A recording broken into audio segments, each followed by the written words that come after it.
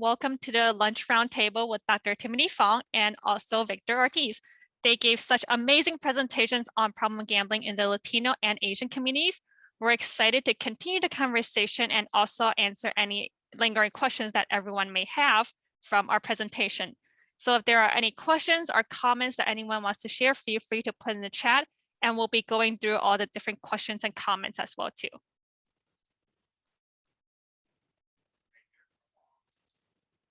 So it's a lunch roundtable. I don't have my lunch.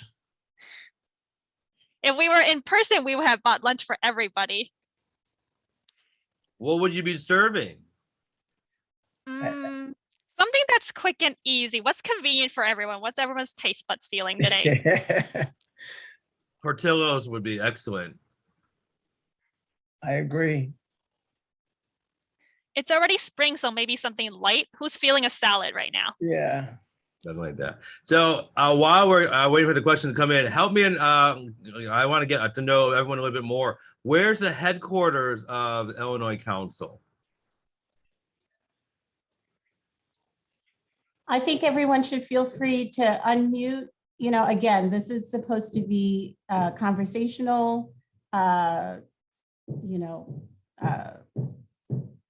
casual, not casual, but, casual. Yeah. Okay. Yeah. I think somebody answered your question here, Chicago, which makes sense, right? Based in Chicago. Yeah. So I think that, let me just say that as folks are pulling questions in and comments, it's always really cool to share a space with my my good friend and colleague, Dr. Tim Fong, who, like many who labored in the space for many years, really speaking towards the topic of equity, specifically on the Asian American community for many years. So always cool to share time in a space with Tim. Additionally, it's really great that this time is carved out. Often, and Tim can attest to this, is that oftentimes we're asked to speak in different settings, different conferences about these topics and many other topics that we lead. But in specific to this topic, there's never a time to carve out some space for a roundtable around this topic. So kind of cool, whoever's idea that was, hey, thanks for that, to create the space for some conversation and dialogue about this topic. So we're here to, provide any type of insight, information, perspective as it relates to this topic. Yeah. No, I echo that. And again, the field has changed a lot in many ways, but in other ways too, we're still very much at the beginning stages of what we need. We need a workforce. We need a culturally, relevant programs, and we need people to want to seek treatment. One of the things I'll still say again and again, the things that I'm noticing now in April 2022 is treatment services are expanding, but treatment demand is still plateauing. If anything, is decline. And that's across the board. It doesn't matter any culture, any ethnicity, right, Victor? It's like, how do we get people into the door or logging onto the Zoom? We have wait lists for 6 to 8 weeks for college students with depression, anxiety, and they broke up with their boyfriend and girlfriend and want to kill themselves. We have a tsunami that we can't address for those seeking mental health treatment in colleges. Same thing with adults with working jobs. But when it comes to this kind of specific behavior, getting people to log in, to make that first phone call, I think is still very, very low. Last year in California, our numbers went down in the number of people who came into treatment, even though we had more services available, even though we were 100% telehealth. So if you call 1-800-GAMBLER, right, you can get a intake with a live licensed therapist within 3 days. And people don't call. So again, where are the people? We know all the data, and it's amazing. Throughout America, it's the same story. It doesn't matter where you're at. And that's why I'm fascinated to hear about the Illinois experience as well as the Massachusetts experience. So that's some of the stuff that yeah. Well, Tim, it's a great observation, and I think it's a bubbling conversation, right? Because the fact of the matter is, when it comes to the treatment, we've seen these numbers go down for quite some time. And I was just talking to some of my colleagues in Iowa, they're experiencing the same thing. And this is happening, again, all throughout the country. And I think that there could be a couple of things here, right? I think it's a really great conversation. I think part of it is, I think the intersectionality of gambling with other mental health and substance abuse disorder, hence the importance of building capacity for mental health and substance abuse providers to screen for problem gambling, to be able to have knowledge and the capacity to identify problem gambling is important. So it might be that there's a gradual transition, not because we want to, but because of the experience of the intersectionality. Might be the case, might be some of that. I also think that, what I've heard, and this is obviously something you know really well, is that there might be a really significant piece of the pie of people who've experienced problems with gambling and don't meet clinical criteria for gambling disorders. And I think that that's something that is happening quite a bit. People experiencing problems with gambling and some stress around gambling that might not necessarily translate into treatment. And that's why I focus a lot of my work on the prevention side of things, because I think that's where the puck has shifted. Yeah. No, and there's two things. By the time people call me, things are really, really severe. They're a very highly motivated family or patient. Now, you all out there, you're not 100% doing gambling work. So that's the real task, is how do you, if you embed this in everything you do, from screening and discussion, you'll pick up a few, but getting them to actually think about it. And I think it goes back to a couple of things I'm noticing. Number one, gambling is still seen as a solution in America, right? Mm-hmm. It's seen as fun, party. It's, if you're not in on it, you're missing out. You get a lot of FOMO if you're not part of the story. Mm-hmm. And I think number two, when we've had so much access to money and capital, this is where I think we have a huge area.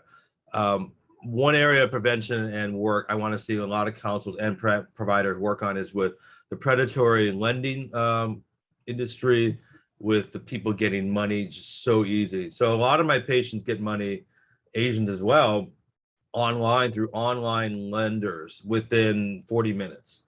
So as a task, try it out on yourself. Go online tonight and say, could I get $500 wired to me within 1 or 2 business days? I've had patients who have really crappy credit, that they can get online and get a $500 loan within 45 minutes on a Friday night at midnight. So that's, I think, part of the reason why we don't get a lot of people coming in, because like when you continually have access to money and you still see gambling as a solution, why would you want to stop that? Because by definition, you're like, well, I just need to keep going to get back to even. So I think we've driven a lot of folks underground. I think for other reasons too, there's still a lot of false ideas what gambling treatment is. I think people still think of it as GA only, or they think of it a lot of as old school, slap your wrist and yell at you until you cry kind of stuff. And I don't have any data to prove that. I just think that's part of the story. We have a great question from Marissa. Marissa, where are you at? If you don't mind putting your screen, there you are. You can feel free to unmute yourself too. Okay. Marissa, you it says here you don't have experience working with gambling disorder, but you work with individuals from AAPI and Latinx communities. When working with a translator in a treatment setting, what are some things you can do as a clinician to make it more effective? Well, tell us, where do you work as a clinician first? Are you telehealth? Are you in the office? What's that look like? What's your office setup? Primarily it's community mental health, both telehealth and in person, usually group settings, but also like intake assessments. And we do do a screening for gambling use disorder, but don't know treatment options for it. So this is where I'll give you my take on it. When I work with translators in the department. When I was a resident, I started moonlighting at a place called Asian Pacific Counseling and Treatment Center. I don't speak Chinese. And the first few clients I had there, it was me, the client, and the translator, 3 of us in one room. Standard sessions, half hour, 45 minutes. And I was struck with how long it took to get through the basic information I wanted to get. So the number one thing is to just be more patient and realize it's going to take 2 or 3 times longer to get the information you need. So you have to work with less information along the way.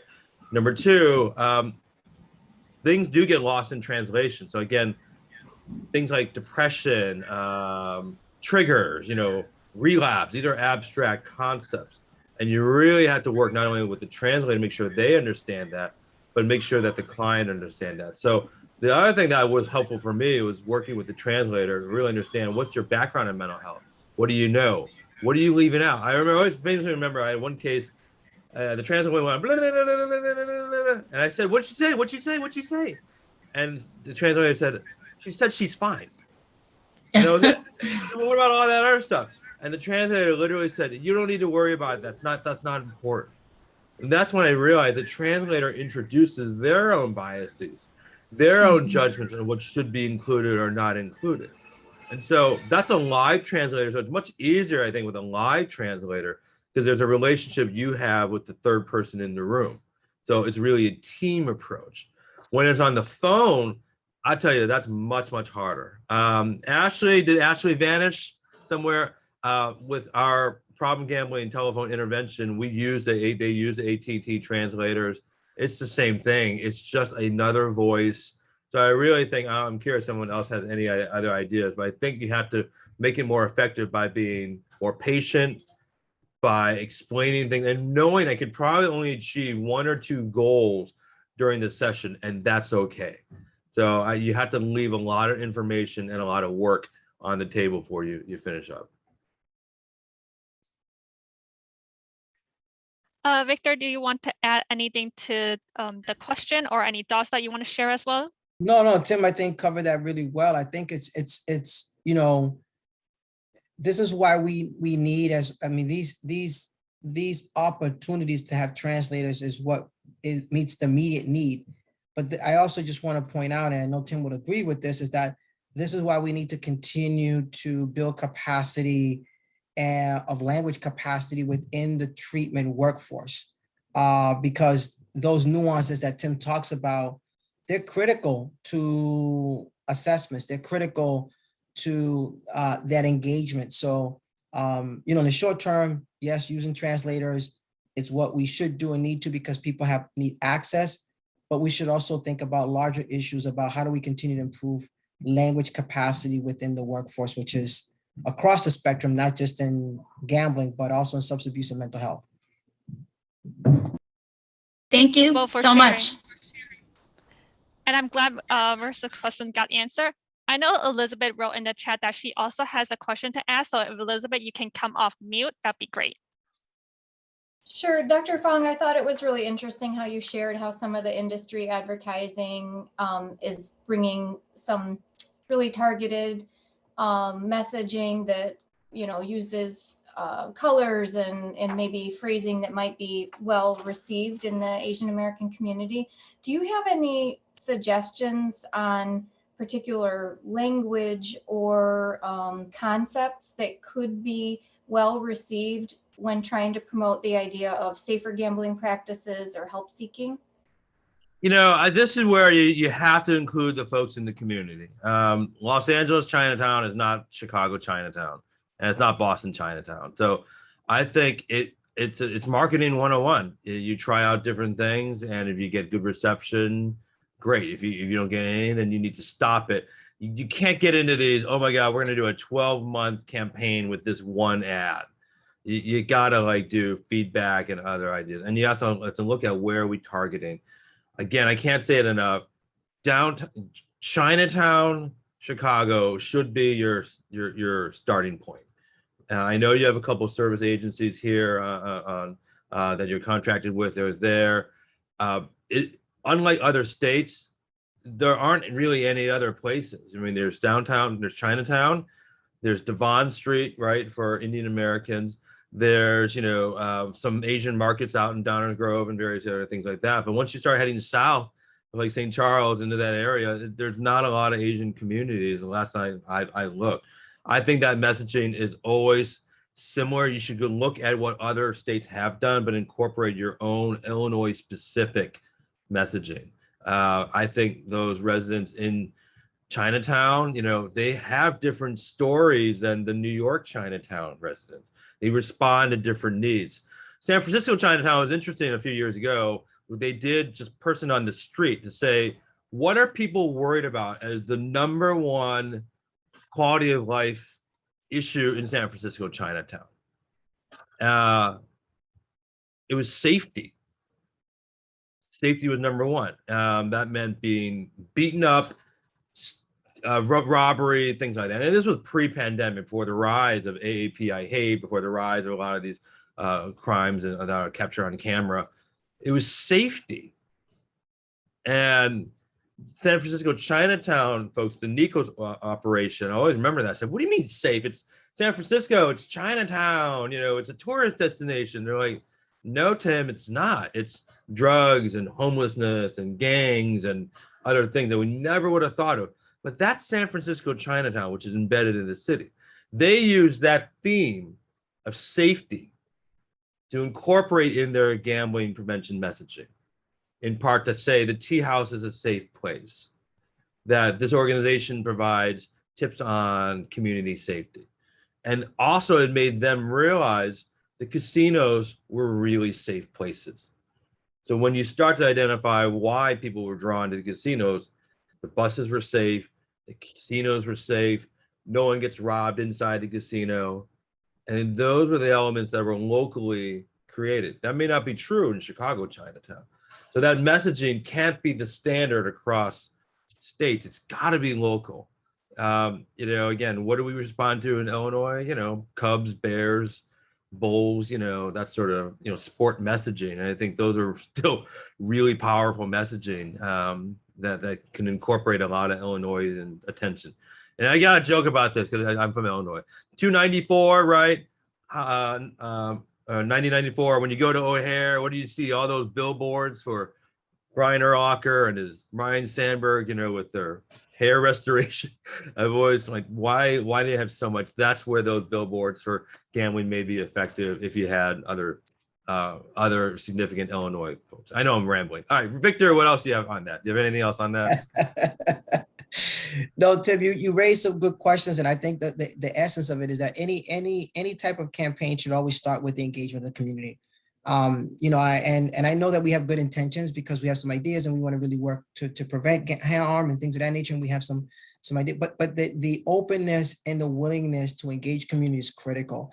We had a situation where a couple of years back, we have a really robust communications campaign in Massachusetts on a platform called Let's Get Real About Gambling. And under that platform, there are multiple campaigns that fall into that. We've done campaigns for older adults, men of color. We've done promotions on the helpline, things of that nature, but it's all under the umbrella of Let's Get Real About Gambling. And it's really robust and it's been really successful. But as part of that, we had an initial campaign for youth and parents, which was also successful. But in the original plan, we had planned to really message the interconnectedness between video gaming and gambling. And we worked really hard on it. It was some really good collaterals. We not only did we engage the community, but we tested out the campaign with the community. And the feedback was a lot of parents said to us, not my son or daughter, they don't have that. That's not a problem. I mean, the feedback was not positive. And we're like, whoa, here we thinking that, yeah, we can theoretically see the connections and understand it conceptually, but from a community readiness perspective, there was a significant barrier. So we're like, no, we have to ditch that idea and then figure out ways to continue to explore other alternatives. So, this is a space where, we come with good intentions, but I agree with Tim, engaging the community and ensuring that, yeah, you can borrow from other states. There's some good stuff that's happening in Illinois that if I wanted to say, hey, let's borrow that. But as Tim says, make sure that you tailor and adapt it to the community so that it can meet that community reality. So, so I agree with Tim on those fronts. And I'll share a few more ideas here. Number one, when you Google gambling addiction treatment in Illinois, you've got to come up with things that are easy to navigate and a number that actually works, that's actually timely. You literally may have like a minute of someone's attention who's really ready. And I think that's important. A lot of my clients come to me referred by other therapists, but a lot of them do just come from straight up Google searches when they're ready. I'll say, how come you didn't call the helpline? Oh, didn't find it. Or and the other one I get, I didn't want to wait. I didn't want to wait. Again, when you think about gambling disorder, a lot of impulsivity, a lot of ADHD, a lot of like instant results right here, right now. There's one of the themes that I've seen a lot of the Asian clients that I've seen is that there's a lot of impatience. There's a lot of I need solutions right now. And when they hear the roadmap to recovery, it's a lot of like, that's not going to work. I can't do that. That's just not for me. And that gets hard inside the session. But when you imagine that again, for them seeing those messages out there in the real world, how are you going to get them to come in to make that call? That's still our ultimately the hardest part of what we're trying to figure out. I still don't know how to get that person who took a big loss, who's depressed, who's arguing, who's not sleeping, to pick up the phone or to email or whatnot, which is why we thought a few years ago the chat feature in the gambling outreach information, you have that weknowthefeeling.org. That's where we think it'll help a little bit. I also like to see more. I love the PSAs you have. I think those are all great, but I still think we need more animated animations of showing what recovery and treatment look like. I still think there's a lot of people who are puzzled when you say, what does gambling treatment look like? What happens when the door is closed? What do you actually do? Because I get a lot of those patients and for the first visit, they're like, there's really not much you're going to tell me other than stop gambling, right? What else can there be? Because a lot of them, come from a world of, okay, it's black or white, win or lose. If I'm going to stop, I just have to not stop going. They don't realize these connections between mind, body, emotions, and behavior. So all of that folds into trying out something completely different than what you normally do. And I know the Illinois Department of Human Services, which is, it's all kind of new for you folks, right? With gambling, substance, mental health. But I would argue, looking at the other arenas we haven't even touched on, domestic violence, smoking, the tobacco quit lines, right?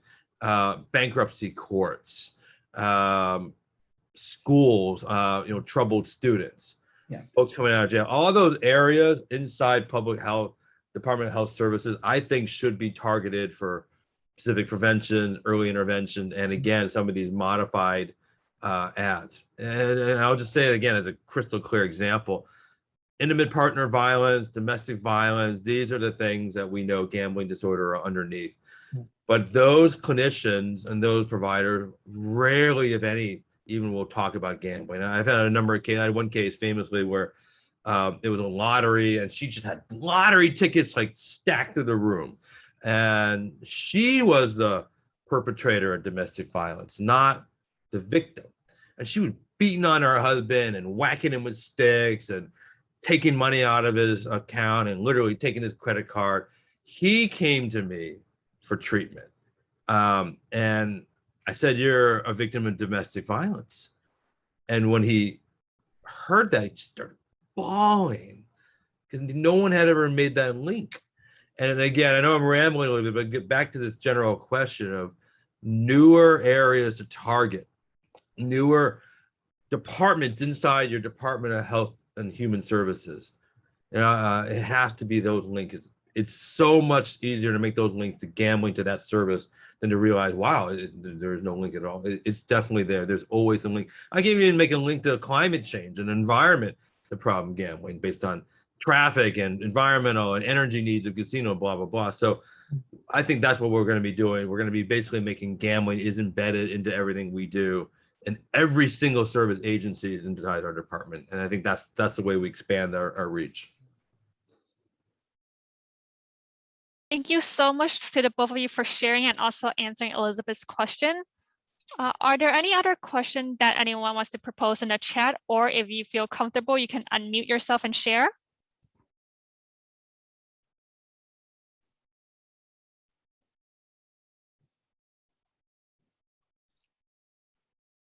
So I do have a question myself. So I'm a program coordinator at the Midwest Asian Health Association. So our gambling program focuses on outreach and education.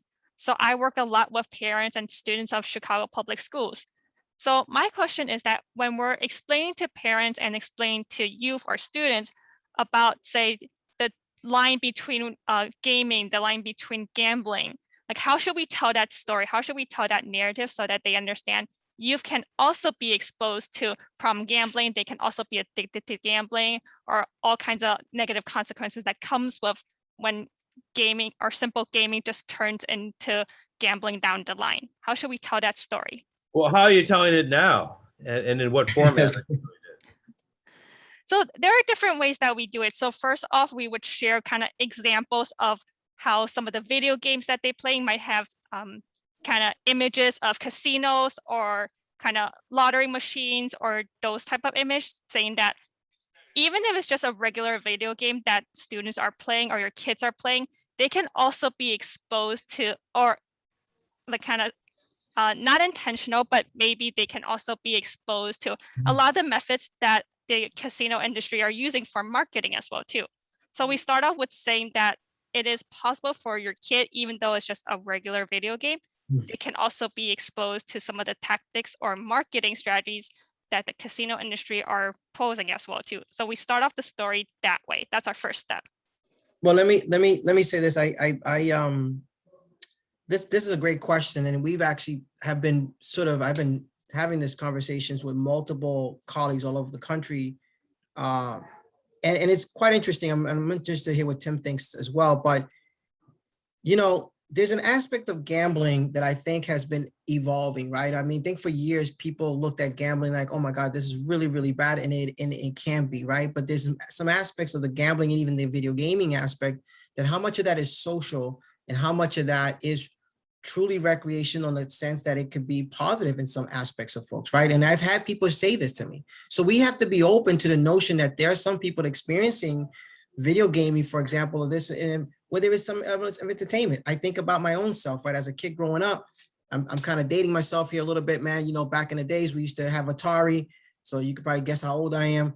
But that was my recreational activity with a childhood friend of mine's every day after school. And we did that all the time. Now, granted, I'm talking about Atari. I'm talking about when I was young. We're talking about now, the intensity of what's happening is so real. I think that there's a saying about meeting people where they're at, and I don't want to use that as a cliche, but I also think that, we don't want to discourage young people from those spaces and places that they feel comfortable where they may be associating with that, and try to, whatever messaging, what I feel doesn't work as a person who's done lifelong prevention is to tell them it's all bad, right? Because I think that they're like, yeah, you don't know, whatever the case may be, you're not cool or whatever the thinking is. But I do think that there are some engagements, and even gambling and even gaming, that people feel some positive element to it, right? And I think we need to acknowledge that. We need to validate that.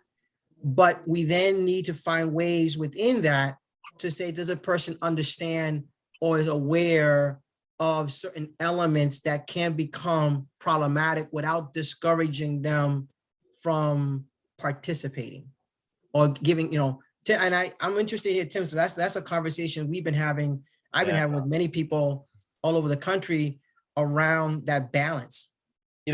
Prevention science is so interesting, because when you do your job, no one knows, no one can measure it later. Now, I remember when I was in high school, these guys would come in, they talk about don't do drugs. And what did we do? We wanted to do drugs right away because we were really curious. And I remember Camvo Production presents Eye to Eye. I always remember it. It was kind of like this anti-bullying thing. And the only thing I remember is when they had WWF wrestlers inside that. We were so excited that they were there inside that.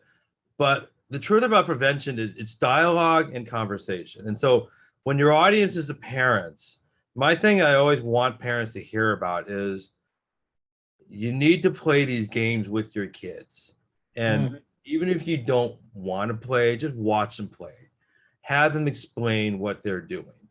And then that's number one. So it's kind of like the 21st century board game, just to stay involved. That's all. There's no judgment saying stop playing or play more or what. It's just saying, see what they're doing. Number two, I think the important prevention message to parents is that these games are expensive. They cost money. They're not like the games we had. And what is your household plan for entertainment dollars? Our sons, they play. And at one point when my kid was like 12, he racked up $1,000 in charges to the Apple Store of an NBA 2K game. He just kept hitting the buy button because I left the credit card number in the account, and all you had to do is just refill. And he didn't know. And I thought, oh my God, what? So the point is, that's part of the education to parents. Mm-hmm. Is that there's definitely, they need to be aware of the sophistication. They need to be aware of the financial funding of these things. And they also need to emphasize to the kids that the gaming and the gaming, however you want to part, is part of the childhood development now. And it's up to you as a parent to decide what message you want. Our kids, we've said that message to them. You can game, you can gamble, you can spend money, you can bet on NCAA, you can run your tournament pool.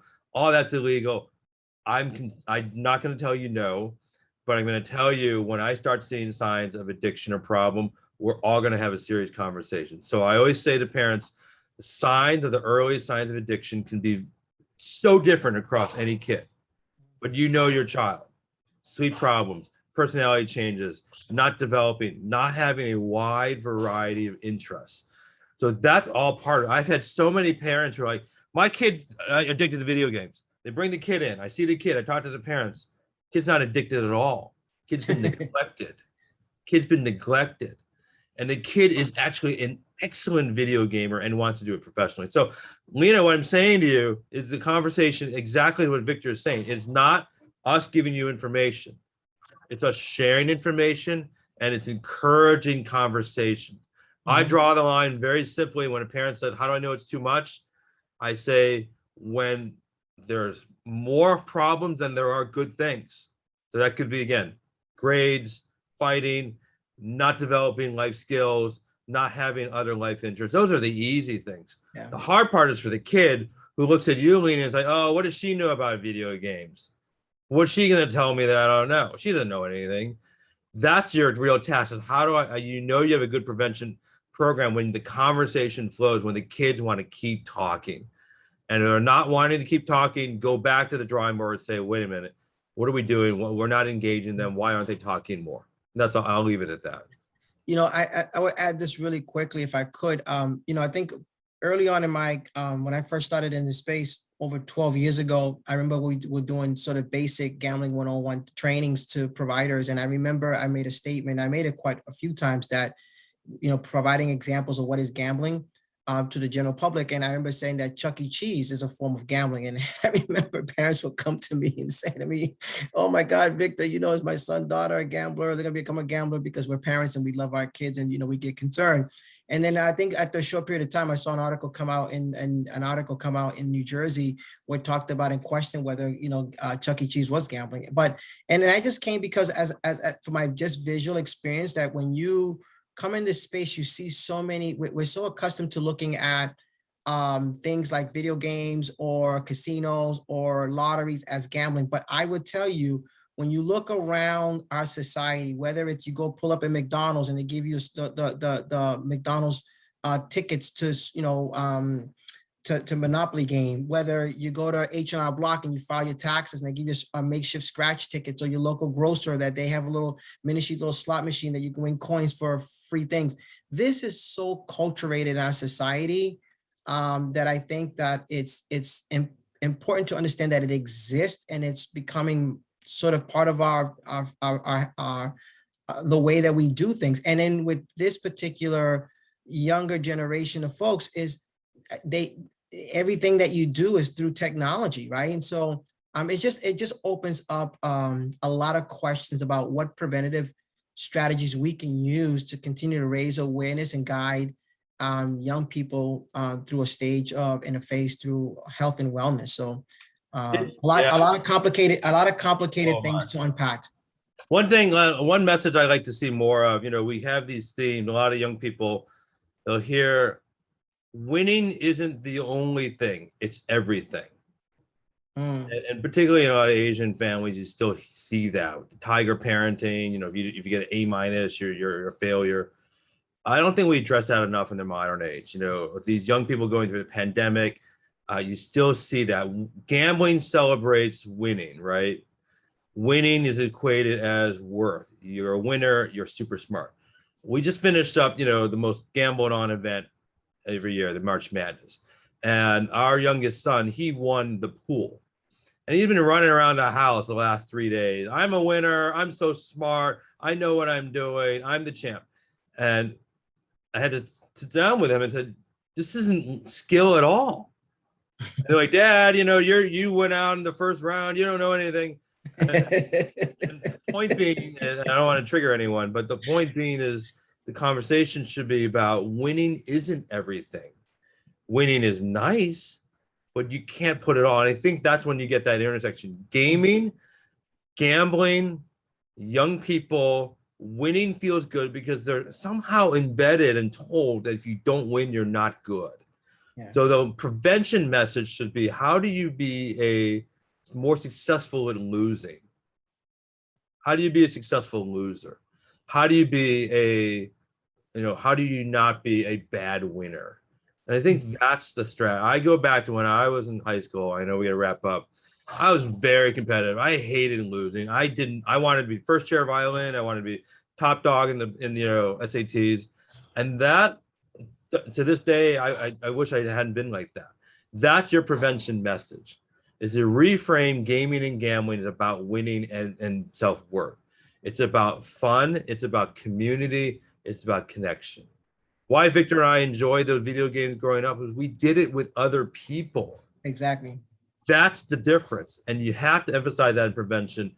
Playing video games solo by yourself, sure, but not as a major form of entertainment time.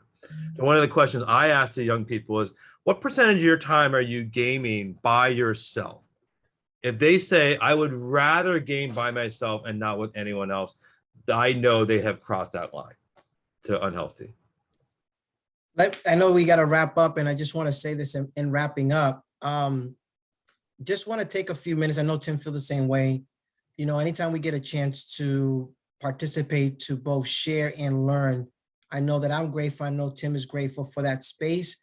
And, and thank you again to the folks, all the folks in Illinois for attending, listening, being on this journey with us to share and to learn. This is still a space that's evolving, growing. But I think both Tim and I, our message is that we don't know everything, but our experiences is what we're sharing, with the hope that we can continue to grow together and continue to make positive impacts in our society as it relates to mitigate harms associated with gambling. So Lena, thank you for being a wonderful host for this roundtable. And thanks for everyone. I really appreciate my time here with you guys virtually. Yeah, thanks, Victor. Thank you so much I'll for finish off by presenters. saying again, real quick, give me like 30 seconds. Victor's message of hope is terrific, because for me, there's nothing more rewarding than working with a client and seeing them gain meaningful elements of recovery. That's really amazing. So if you're starting off early right now with your gambling career, after you have a few more years of experience and having them return is really a phenomenal, it's a wonderful experience there. So don't be a stranger, reach out. I'm happy to come back to Illinois in person. Happy to, more clinical guidance, whatever you need. And I really applaud the efforts there in Illinois. Victor, you did it. You said Illinois. That is a big Illinois, right? It's Yes. Illinois. There's no, I had to end on that. So Illinois, he said it. Lena, you heard it. I did hear that. Illinois. Illinois. Well, thank you again to both our presenters. You all gave really amazing presentations and also answering all of the wonderful questions. If you don't mind, I encourage both of you to put your email address or contact information in the chat box. So if there are any other lingering questions or there's some stories that folks really want to share with either Dr. Fong or with Victor, feel free to directly message them as well too. Again, thank you so much for attending this lunch roundtable. Unfortunately, we didn't have lunch, but I hope whatever time zone you're in, you're able to have a really amazing lunch after this. And again, thank you everyone for coming to attend, and we hope you have a great rest of your day. Thank you. Take care. Thank you, everyone. everyone. Bye-bye.